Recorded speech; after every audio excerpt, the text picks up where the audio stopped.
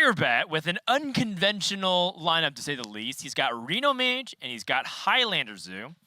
And of the two decks that I expected him to protect, maybe Druid or Warrior, he chose neither and instead protected the Reno Mage. Wait a second. Wait, what is happening on camera? First of all, Muzzy last week in week 1 of Grandmasters brought out the Mustache. No more analysis. Then Firebat sees this, recognizing that Muzzy is capturing all the Mustache fan base. Dan. Realizes he needed to cash in on this. Dan, what are we gonna call him? Second of all, The fire stash. The shirt combination. He's appealing to you, TJ, through the mustache. He's appealing to me through the pineapples.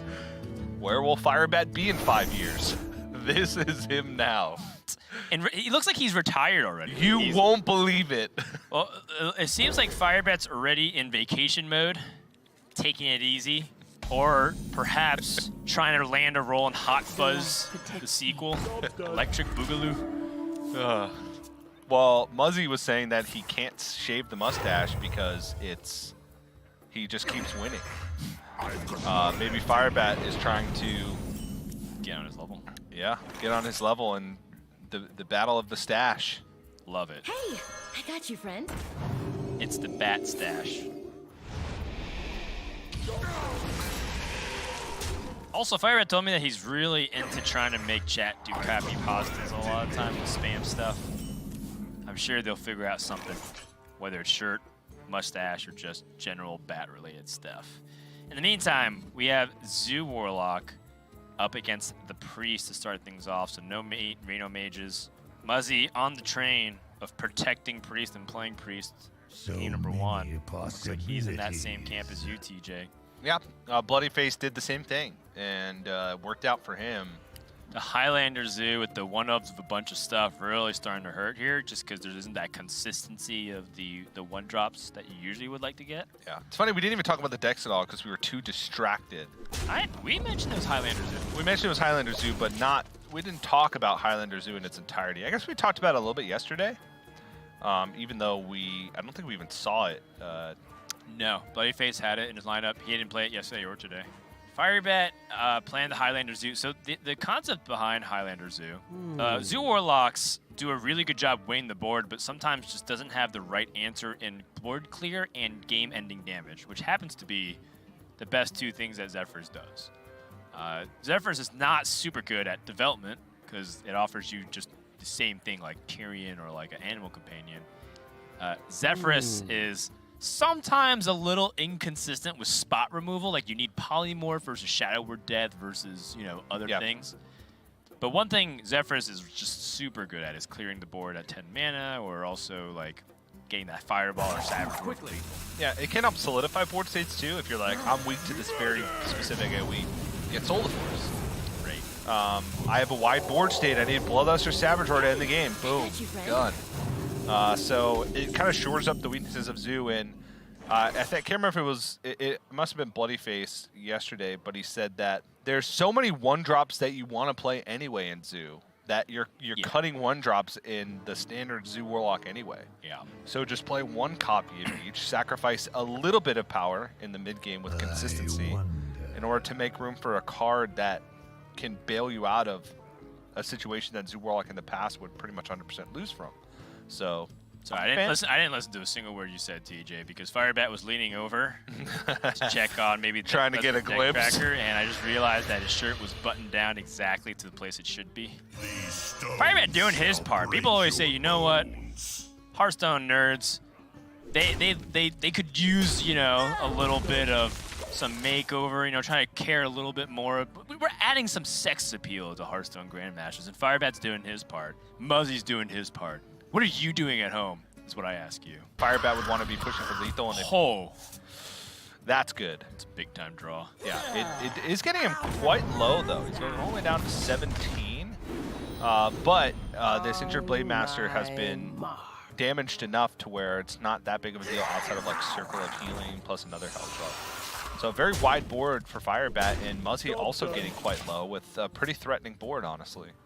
Ooh. Interfire's not really needed, though. It's not. He already had the form of it through Topsy-Turvy, so Muzzy needs to, once again, figure out if he wants to be trading or wants to be pushing. There is 1, 2, plus 3, 5, plus another 3, 8, 10, 13, 14 damage on the board from left to right. He's at 17. Leroy's already been used. Soulfire's been used. Soulfire's been used. There's it would be Zephyrus lethal. And Firebat's been holding on to Evil Recruiter for a while. Zephyrus lethal or Rally or a combination of a couple things like Evil Genius plus something. Oh, I like this. If you kill and respawn, it goes back to 7 HP. Got you, friend. Muzzy on cleanup patrol. This injured Blade Master. Injured Blade Master has done his fair share of the work this game, I'd say. Everybody else needs to pick up their slack. I'd like to offer a salute in chat for this injured Blade Master. Unity. Precision. If this was StarCraft, his kill count, I wish you could see the kill count of this minion, DJ. It's a lot.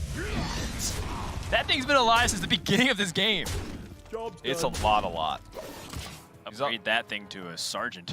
Oh, Psycho Pump! Firebat had the option to kill the High Priest I met. That is nuts. Yeah. Nutty draw. Knows that that was one of the only outs here for Muzzy that were good. Could have also obviously gotten the Northshire Cleric, which would have been even potentially better had it drawn to Psycho Pump, but yeah. It doesn't really get much better than what Muzzy just drew. I mean, this priest deck from Muzzy is more minion heavy than the normal priest deck. It cuts like 0 drops and a copy of extra arms to make room for Bwomsamdi and additional 1 drops. It's true. So I understand Firebat's reasoning. He's saying, well, off the top, a single minion that you would play would not be that impactful, and most of the time you're drawing a spell anyway. Wow, there is some gas. I thought about bumping with the Crystallizer first, because then it becomes a 1/1, and then you sacrifice it, but then you can't defender the cheaper minions. This helps him push past the Reborn minion. But still scary with High Priest Met. Still scary, yeah, but Muzzy's drawing 1 card a turn unless it's Northshire Cleric. 3/4, the 2/2, and then you go face. And you have to heal your face. Yes, and you have to heal yourself. And Firebat has 2 draws. Sandbinder or Zephyrus or Evil Genius into something. Oh! Sergeant! Ooh, off the top, Muzzy can't look. The power of pineapple compels you. I mean, he had a good amount of outs there, right? Yeah, he had Sandbinder, Zephyrus itself, Abusive Sergeant. Is there anything else? There we go! There's Firebat 2014 versus the present day. Oh my goodness. Wow, only 90s kids will remember this. He actually hasn't changed at all except for the mustache. My wife, who thinks it's the funniest thing in the world when I shave my beard completely. Oh, it's the second funniest. Decided to send Dan the picture. So now he has that. So I'm just waiting for him to unleash it at the right moment. TJ, it's the second funniest thing in the world. The funniest thing in the world is watching you squirm knowing that I have it. Knowing that you have it. You may never unleash it, but just knowing that you have it. No, I can't give up my power. Yeah. Once I reveal what TJ looks like without a must or without his facial hair, then we go back to being equals. Wait, what do I have right now? Nothing. Nothing. I don't have anything. I have the most important thing that money can buy, leverage. Yep, you do. Fortunately for me. And it's my wife's doing, which is so bittersweet. TJ checking his vow, he said. Damn, I did say till death to us. So if I'm Firebat, thinking about this Arcane Keysmith and what he can get me. Ooh, Flame Ward to set up for a Flame Strike. Seems like it is Flame Ward indeed. So Flame Ward and Spellbender, the 2 secrets up for Firebat. And this forces Muzzy to test everything again. Muzzy can test immediately for the Splitting Image off the 2/2 trade. But I think Muzzy is also contemplating Vaporize. Yeah, this is honestly really tough. And I mean, because the secrets punish you in different ways, right? especially Vaporize and Flame Ward, because they both take the same test to go for them. But Flame Ward incentivizes you to attack with your biggest thing that will die to Flame Ward, and Vaporize incentivizes you to attack with your smallest thing. So it's kind of an interesting conundrum there, especially with randomly generated Seekers, because nobody puts Vaporize in their deck, let's be real. He's got ways to stabilize. Boy. Oh. So Zephyrus gives you Siphon Soul. Yes, and then it survives, so you barista it. Yes, but not before you play Voodoo Doll. Yeah. I mean, Reno just looks like it turns into a control deck instead of the weird combo control it was before. Yeah. Oh, it's going for Power of Creation here. Wait a second. Wait a second. What? Firebat is asserting dominance. His Burt Reynolds cosplay in full form. But if Firebat if Muzzy picks up heal, he's dead. He's dead. No. No. How much life is this at? He's 7? 18. This Oh, okay. I thought it could heal up beyond 9. If he gained any buff, he would die. Like Power Word Shield. Yes. Scary. That is 2 damage off lethal. Still going for it. Yeah, I mean, at this point, you kind of have to. Oh, man.